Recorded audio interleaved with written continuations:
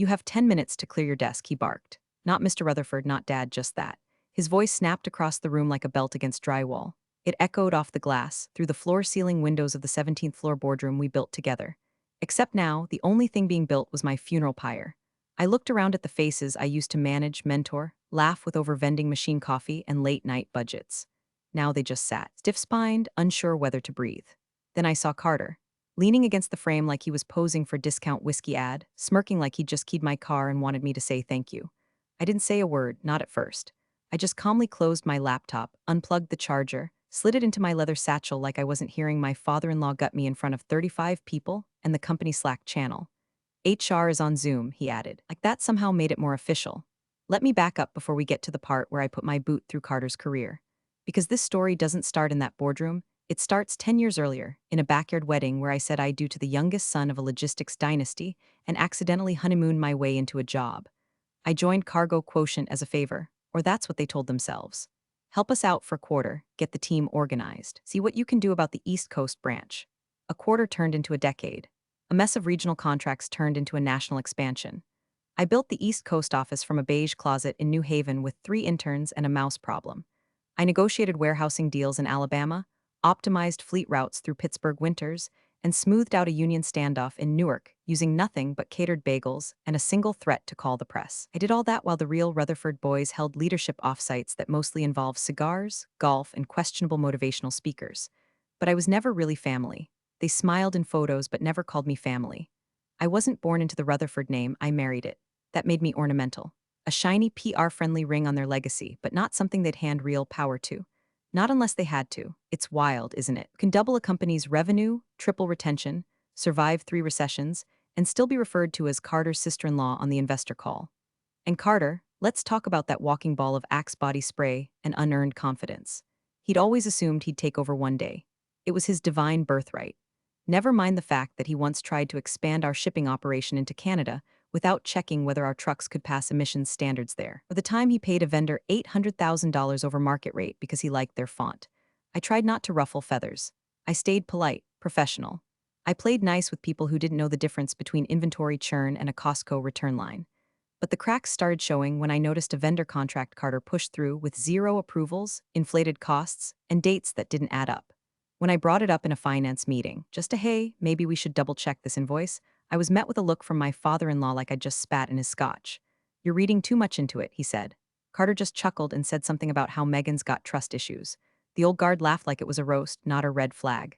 Anyway, before I go full Game of Thrones on these people, let me say one thing. If you're still listening and you've made it this far, first of all, thank you.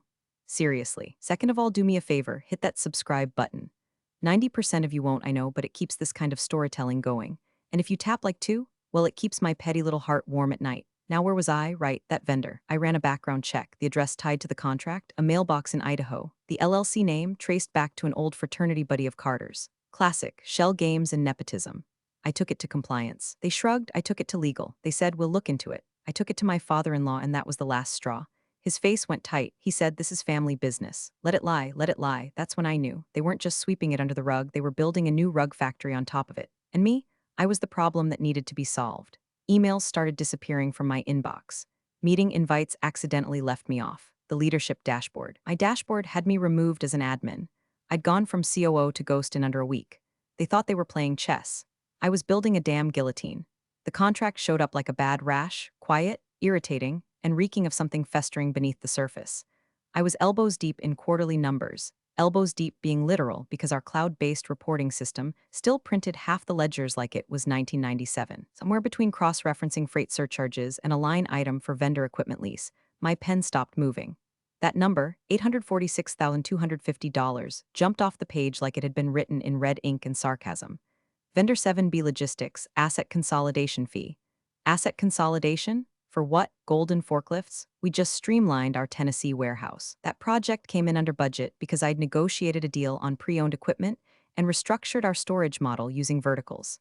There was no reason that vendors should have been charging us close to $1 million, not unless they were also offering free back rubs and lifetime therapy. I flagged it, made a note, and pulled the original contract. That's when the weirdness began. The document metadata showed the PDF had been modified 3 days after it was supposedly signed. Backdated approvals. Multiple versions. Approval chain skipped me entirely, which was odd, considering I was still listed as COO on paper. The e-signature on the final version? A sloppy scrawl from Carter's assistant. Not the CFO, not legal. Just J. Kim, the same assistant who once asked if invoices expire like yogurt, so I brought it up. We're in our monthly finance sync, the one where the execs pretend to understand EBITDA while secretly checking golf scores. I said, hey, this 7B logistics line item looks off. I think we need to revisit the approval path. It looks like it skipped legal. My father-in-law didn't even look up from his coffee. It's handled. I blinked. Handled by who? Don't worry about it, Megan. Let's move on. Carter let out a little snort through his nose, like someone had just told a joke only he understood.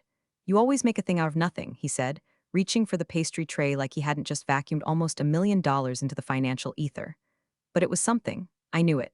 My gut, trained by 10 years of sniffing out operational sinkholes, was already screaming like a smoke alarm.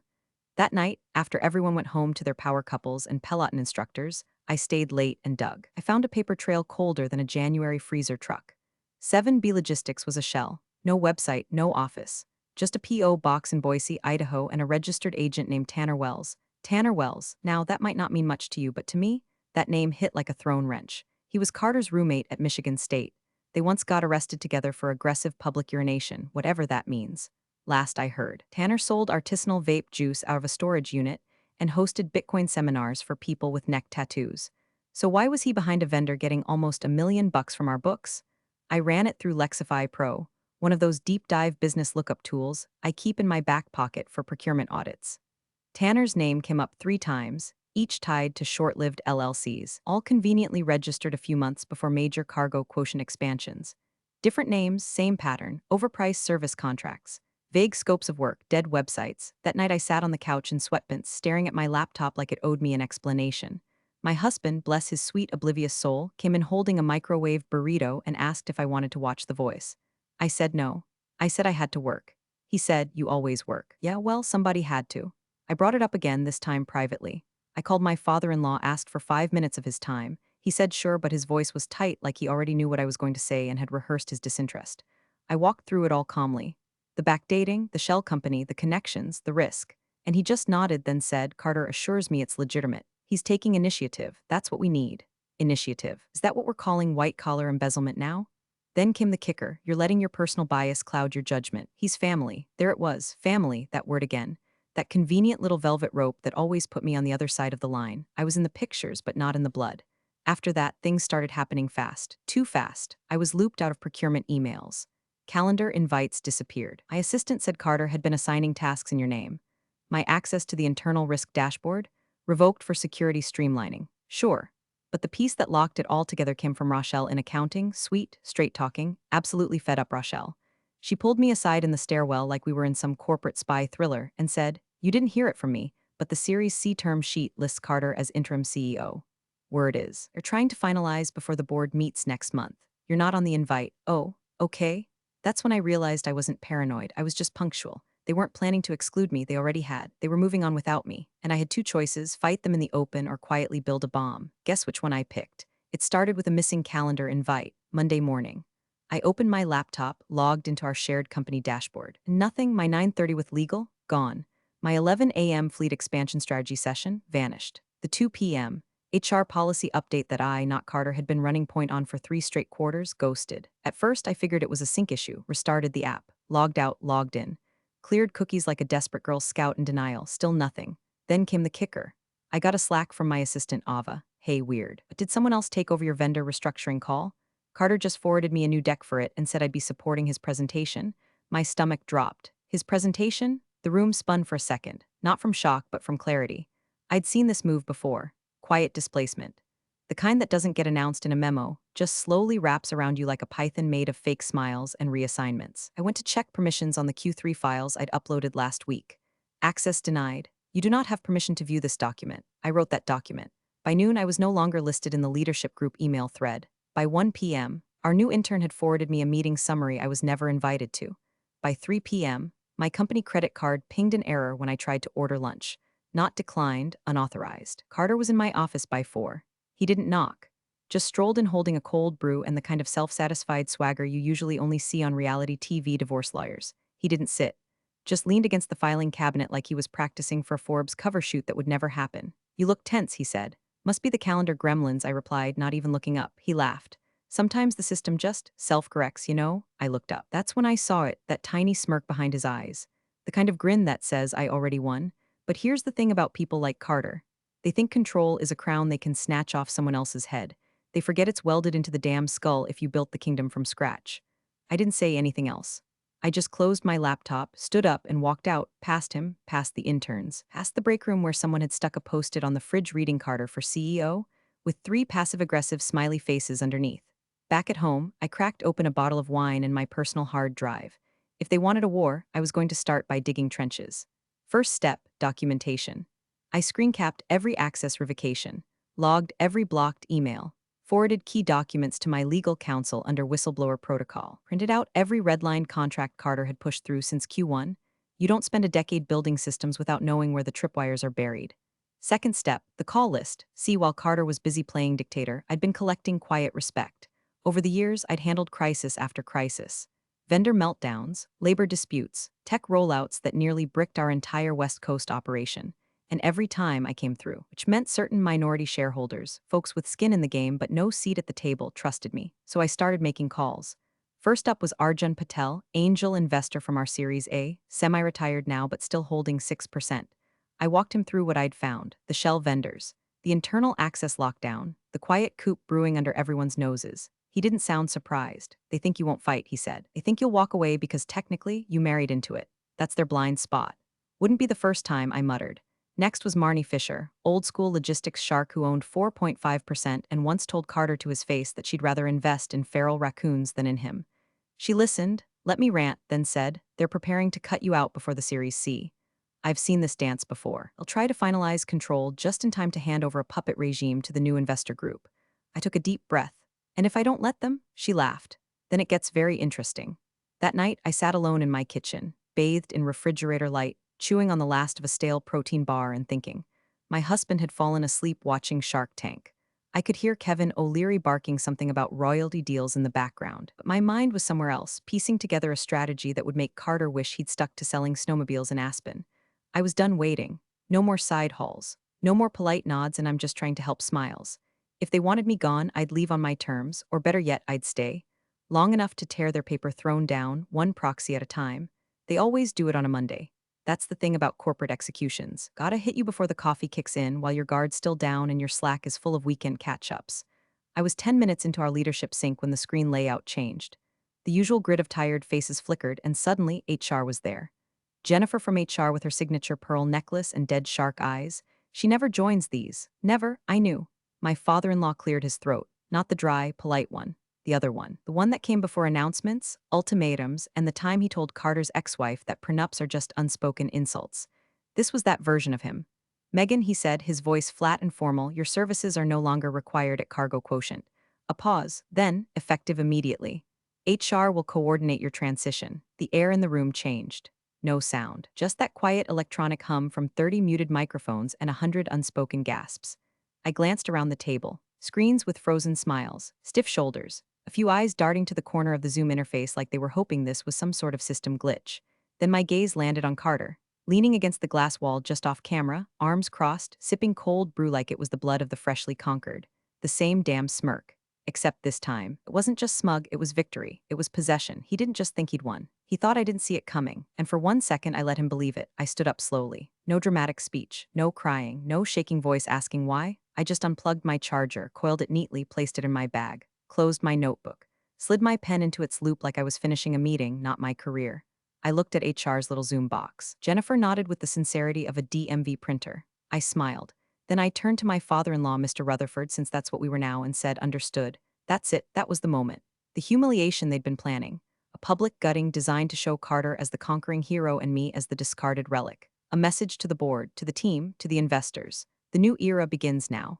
And it might have worked, except for what happened next. I walked to the elevator. The hallway was silent. I swiped my badge one last time and heard the little click of the door unlocking. Behind me, footsteps. First it was Ava, my assistant, no hesitation. She grabbed her stuff and followed, then Derek from Ops, then Mara from Analytics, then Tim, then Janelle, then 30 more. One by one they stood. They didn't say a word. They didn't chant or make a scene. They just packed up and followed me out like the building itself had been drained of gravity, and I was the only thing left holding weight. Carter stepped into the hallway watching the parade, mouth slightly open, expression faltering. I passed him without breaking stride, then stopped, turned just enough to meet his eyes, and I mouthed it, slow, deliberate, nice timing, because here's the thing I'd already known. The board vote was today. Carter had orchestrated my firing to coincide with it, thinking it would be his coronation. That I'd be too gutted, too blindsided, too removed to matter. What he didn't know, my last email before that meeting had gone to the company's legal team, reminding them that I'd secured proxy control from key shareholders, and I'd be attending the vote remotely. And even better, every one of those 35 staff members now leaving with me? Witnesses. Witnesses to the very moment Carter celebrated while the house quietly burned behind him. In the parking garage, Ava looked at me and said, "So what now?" I just smiled, pressed the elevator button to the ground floor and said, "Now? Now we wait." I got home and didn't cry. Didn't scream, didn't throw a wine glass against the backsplash or call my husband with trembling hands. No drama, no meltdown, just the quiet hum of my fridge and the distant whine of a neighbor's leaf blower as I set my bag on the kitchen counter like I'd come back from a particularly disappointing dentist appointment. I made tea, Earl Grey double strong, sat at the table, took out the binder. It wasn't labeled, not on the outside. To anyone else, it looked like a stack of contracts or maybe divorce papers. But to me, it was leverage. It was bloodless revenge printed on premium weight paper. It was 31 signatures, 31 proxies, 31 silent alarms, wired and ready. The process had started weeks ago. It began with a hunch. Carter's little shell game contract with 7B Logistics had smelled like fraud, but the way my father-in-law shut it down, that was what told me the rot went all the way to the foundation. And when the CFO mistakenly forwarded me an internal memo that had my name absent from the Series C leadership lineup, well, that's when I started planting explosives. Quiet ones, legal ones. First was Arjun. I flew to Atlanta under the guise of client relations, took him to dinner and laid it out. Not just the Carter stuff, the decay, the complacency, the way we'd gone from strategic to sloppy under the current leadership. Arjun didn't argue. He just sipped his scotch, nodded, and said, "You'll need 14% to stall, 26% to threaten, over 30%. And they can't ignore you." I nodded. He handed me his proxy on the spot. After that, it was a domino rally. Marnie Fisher was next. She was on vacation in Maui and still took my call at 2 a.m. her time.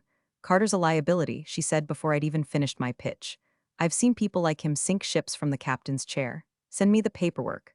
Then there was the Reed Group. 6 siblings who owned a combined 8.5% and hadn't agreed on a single damn thing since their father died. But they all agreed on one thing: Carter was not the future. By the time the third week rolled around, I had 32%. Not officially, not on a shareholder update, but legally. Each signed form gave me temporary proxy authority for the upcoming vote. Silent, private, no board notification required. Why? Because unlike Carter, I'd read the fine print in the shareholder agreement. Proxy authority was allowed without board notice so long as it was disclosed to corporate counsel no less than 48 hours before a major vote. It was buried in Section 9.3 of the bylaws. Carter never read anything longer than an Instagram caption. He didn't stand a chance. And that last email before the meeting today, the one I sent 5 minutes before HR logged on to gut me, was to General Counsel. Subject line: proxy notice for upcoming vote Megan Rutherford. One sentence. No flourish. In accordance with Section 9.3, please note I will be attending today's vote remotely as authorized proxy for the following shareholders. Attached was the full list. 31 names, dated, signed, scanned. I didn't need to be in the building. I didn't even need to be on camera. I just needed the right eyes to read the right lines at the right time. Timing had always been Carter's fatal flaw. My phone buzzed, a text from Marnie. "Marnie, if this goes sideways, we walk, all of us, then another." Arjun, investor rep, is already nervous. Says VC team is asking about stability. We play this right, Carter's done by EOD. I took another sip of tea, cool now. The sky outside was a soft gray, like the city was holding its breath. I opened my laptop, logged into the secure investor portal, pulled up the vote access credentials, tested the mic, checked my camera, turned it off. Let them think I was gone. Let them celebrate. Because there's a special kind of satisfaction in watching your enemies toast their own victory, right before the floor drops out. The boardroom smelled like victory and stale cologne. Carter's brand. He'd sprayed himself in confidence that morning, maybe even practiced his CEO smile in the mirror while rehearsing lines like, "This is a new chapter for Cargo Quotient," or "We're stronger, leaner, and future-focused." He'd ordered pastries. The good ones, still warm in the box like this was a celebration instead of a slaughter. The preferred VC firm, Redstone Capital, sat at the far end of the table, sleek and hungry. Their lead partner, Chelsea Ewan, wore a watch worth more than our Nashville fleet and hadn't blinked once since she walked in. She didn't care about family drama or office politics. She cared about control. Specifically, Carter in the CEO chair. That was her clause, her ask, her price for the money. Before we begin, Carter said, standing like a high school senior about to give a valedictorian speech he didn't write, I just want to say how excited we are for this partnership. Cargo Quotient is ready for the next phase. His father nodded, stone-faced. Company patriarch co-signing his own irrelevance. They didn't ask about me, didn't mention me, I was gone. Old news. No longer employed meant no voice, no vote, no veto, or so they thought. General counsel sat halfway down the table, flipping through a binder of documents prepared for the vote, shared distribution, proxy records, investor acknowledgments. Routine stuff, except for one tab, one tiny detail. A junior associate named Haley, first year out of law school, barely out of orientation, raised her hand halfway through the procedural motion. Sorry, before we proceed, I just need to clarify something on the proxy ledger, she said, voice shaking slightly. There's a line here under Class B proxies that shows, well, there's one assigned to M. Rutherford, dated 2 weeks ago. The air tensed. Carter's lips twitched. He didn't even turn toward her. Just waved a hand like he was batting away a mosquito. She's gone, terminated. That proxy's invalid. Haley frowned. It's not listed as revoked, and it's within the legal notice window. It's also signed by Reed Group Holdings, which I said it doesn't matter. Chelsea Ewan finally turned her head, just slightly. Reed Group Holdings has 8.5%, correct? General counsel adjusted his glasses. That's correct. And if this proxy is still active, combined with others, you may need to pause until we clarify the final vote tally. Carter exhaled, exasperated. This is exactly the kind of thing that's holding us back. Megan's gone. She has no standing. She doesn't even work here. General counsel didn't blink. She doesn't need to. Shareholder proxy authority is independent of employment status. As long as it was filed correctly and within the timeline, Haley interrupted, voice stronger now. It was. Filed 47 hours before the vote. Timestamped. Signed. Carter's eyes darted to his father, who now looked less stone-faced and more like he was watching his birthday cake roll off the table in slow motion. Chelsea leaned back slightly. I'd like to know the total vote percentage controlled by this proxy. Another flip of the binder. Pages whispering like dry leaves. General counsel read quietly for a second. Then again, his hand stopped mid-page. No one spoke. He turned to Carter, slowly. There are 31 signed proxies assigned to Megan Rutherford, including Reed, Patel Group, and Fisher Holdings. That puts her total voting power at pause, a blink, approximately 51.2%. Silence. Carter laughed, not a real laugh. The kind of laugh you make when your brain is short-circuiting and you hope noise will stall the apocalypse. This is ridiculous. There's no way, she's not even here. The door didn't open. No triumphant walk-in. No dramatic music, just a low ding from the conference call speaker. General counsel pressed the button. A voice came through, calm, clear, unmistakable. Hi everyone, Megan Rutherford here. Just wanted to confirm I'm present and voting as proxy on behalf of the listed shareholders in Section 9.3. No hello, no small talk, just business, just blood. Chelsea smiled for the first time all morning. Well then, she said, folding her hands, this just got interesting. The vote was supposed to be a formality. That's what Carter told everyone. Nothing but rubber stamping. He'd bragged to Redstone's team the night before over a steak dinner and 2 bottles of overpriced Bordeaux. Dad steps back, I step in, the check clears. Easy. But now, 10 minutes before the signatures hit the page, the boardroom door banged open so hard it rattled the wall clocks. Haley, the junior associate from legal, came flying in like the floor was lava. Her heels skidded across the marble, hair a mess, a red binder clutched to her chest like it contained nuclear launch codes. Everyone froze. Chelsea Ewan didn't even turn her head. She just sipped her espresso and waited. Sorry, Haley gasped. This just came from compliance. It was in the misfiled audit folder. I think she slapped the binder onto the table. I think we have a situation. General counsel opened it, saw the cover page, blinked. Active proxy assignments Megan Rutherford. He flipped a page, then another, then another. His fingers slowed like they were moving through wet cement. His mouth parted, then closed again. When he spoke, his voice was so quiet you could hear the HVAC. 31, what? Carter snapped, voice sharp now. She holds 31 active proxies, all valid, all dated and filed under compliance protocol. Signed by Reed, Fisher, Patel, multiple Class B stakeholders. A pause, then he read the number out loud. 32%, you could feel it like someone just punched the room in the lungs. General counsel kept flipping. With the Reed and Fisher blocks, he trailed off, looked up slowly. That's 51.2%, the silence cracked, a chair squeaked. Someone in the back dropped a pen. Carter's eyes darted from face to face, searching for a rescue that wasn't coming. This is insane, he stammered. She doesn't even work here anymore, she's just bitter. Chelsea didn't look at him, she was watching the numbers. General counsel cleared his throat. Per the bylaws, she's well within her rights. Proxy authority is non-contingent on employment. There's precedent. No, Carter said, louder now. This is sabotage. We have a vote. We need to proceed. Another voice crackled from the speakerphone. Go right ahead, I said, crisp, calm, surgical. Carter's face turned the color of wet chalk. I'm present as proxy for a majority of voting shares. Proceed with the motion, I continued, and I'll be logging my votes accordingly. Chelsea stood up. She didn't say anything dramatic, didn't make a scene. just closed her folder, slid it into her briefcase, and turned to my father-in-law. We'll revisit the terms, she said flatly. Your internal governance clearly isn't settled. He tried to respond, but the words collapsed in his throat like scaffolding under a wrecking ball. Carter looked like he'd swallowed a bottle of vinegar. You can't just back out. We had a deal. Chelsea raised an eyebrow. You had assumptions. Then she walked out. One of her analysts followed, eyes wide. The rest of the board sat frozen, as if moving would acknowledge what had just happened. No one wanted to be the first to speak. Not even Carter's loyal lapdogs were suddenly very interested in their cuticles. My voice came through the speaker again, this time lower, slower. I'd advise you all to review the shareholder agreement, particularly Clause 7.4 on majority proxy blocks. I'll wait while you read.